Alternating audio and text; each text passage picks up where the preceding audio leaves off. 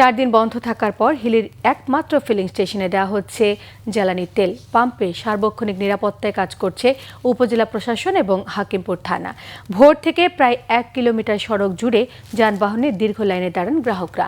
প্রতিটি মোটরসাইকেলে দেওয়া হচ্ছে 300 টাকার তেল। এছাড়া ডিজেল সংকটের কারণে চাহিদা অনুযায়ী তেল না পাওয়ায় বন্দর থেকে পণ্য সরবরাহ করতে পারছে না বলে অভিযোগ করেছেন ট্রাক চালকরা। তবে পাম্প কর্তৃপক্ষ জানিয়েছে ডিপো থেকে তেল কম দেওয়া হচ্ছে। এদিকে চুয়াডাঙ্গার আলমডাঙ্গায় অবৈধভাবে ডিজেল মজুত রাখার অপরাধে শরীফুল ইসলাম নামে এক ব্যক্তিকে জেল জরিমানা করেছে ভ্রাম্যমাণ আদালত।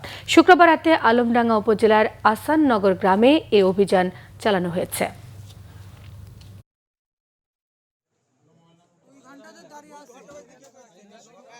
আমি একটা শ্রমিক মানুষ, আমি যদি এখানে তেল নিতে আসি তো আমার একদিন চলে যায়, যার কারণে আমার এই 300 টাকার তেল পাই। তেল আছে কিন্তু তেল দিচ্ছে না। প্রথম 2 গাড়ি 50 করে 100 লিটার তেল দিয়ে দিচ্ছে, তারপর আমাদের 10 লিটার করে দিয়ে ফেলে দিচ্ছে এখানে। কাল রাত থেকে আমরা এখানে পড়ে আছি।